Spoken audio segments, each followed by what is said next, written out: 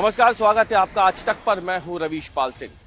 मध्य प्रदेश की सियासत में इन दिनों एक चुनाव को लेकर के बड़ी सरगर्मियां तेज हैं। हालांकि आपको बता दें कि ये विधानसभा या लोकसभा का चुनाव नहीं, ना ही कोई नगर निगम का चुनाव है, बल्कि 2 महीने बाद होने वाले राज्यसभा चुनावों को लेकर मध्य प्रदेश में सियासी जोड़तोड़ की कोशिशें शुरू हो गई है। और ये सब क्यों हुआ? ये सब हो रहा है मध्य प्रदेश में कांग्रेस के एक विधायक की सदस्यता जाने के बाद। आपको बता दें कि मध्य प्रदेश से दतिया के विधायक कांग्रेस के राजेंद्र भारती की सदस्यता विधानसभा ने रद्द कर दी है, क्योंकि दिल्ली की एमपी एमएलए कोर्ट ने उनके खिलाफ जो मामला दर्ज हुआ था उसमें उन्हें सजा दी है और सजा देने के साथ ही उनकी विधानसभा से सदस्यता भी समाप्त हो गई। अब जैसे ही विधानसभा से सदस्यता समाप्त हुई तो जाहिर सी बात है सदन में कांग्रेस का एक विधायक कम हो गया। अब कांग्रेस के सामने चुनौती इस बात की है कि जून महीने में राज्यसभा की 3 सीटों पर चुनाव होने हैं। संख्या बल कांग्रेस के पास पहले से ही बहुत कम है। सदन में बीजेपी प्रचंड बहुमत के साथ अपनी सरकार बनाकर बैठी हुई है।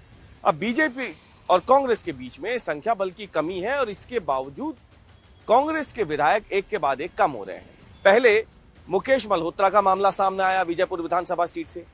मुकेश मल्होत्रा को सुप्रीम कोर्ट से तो राहत मिल गई। उन्हें तो यह बताया गया कि विधायकी तो आप बरकरार रखो, लेकिन आप राज्यसभा चुनाव में वोट नहीं दे सकोगे। तो कांग्रेस का एक वोट तो राज्यसभा चुनाव का तभी कम हो गया। दूसरा वोट कांग्रेस का कम हुआ जब राजेंद्र भारती की सदस्यता चली गई। अब कांग्रेस के पहले से ही सदन में मात्र 65 विधायक थे।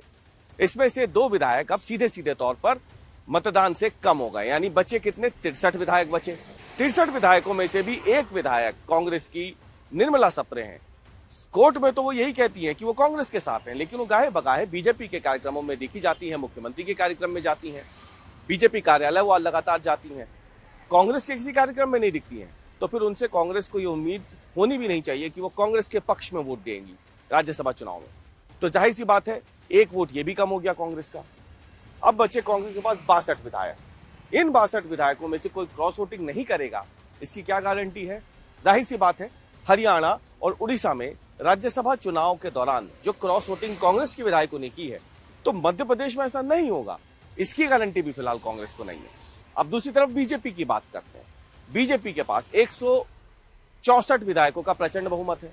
3 सीटों पर राज्यसभा चुनाव होने हैं, तो संख्या बल के लिहाज से देखा जाए तो 2 सीटों पर तो बीजेपी आसानी से जीतेगी ही जीतेगी राज्यसभा चुनाव।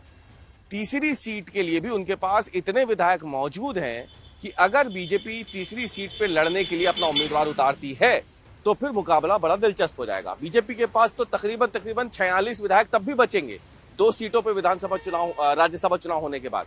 अब इसमें से अगर कांग्रेस के कुछ विधायकों को वो अपने खेमे में लेने में सफल हो जाती है, क्रॉस वोटिंग हो जाती है, या कांग्रेस के विधायक नहीं आते हैं, तो जाहिर सी बात है बीजेपी इस तीसरी सीट पर भी न केवल मजबूती से दावा ठोकेगी, बल्कि हो सकता है कांग्रेस के मुंह से वो तीसरी सीट का ये निवाला खींच ले।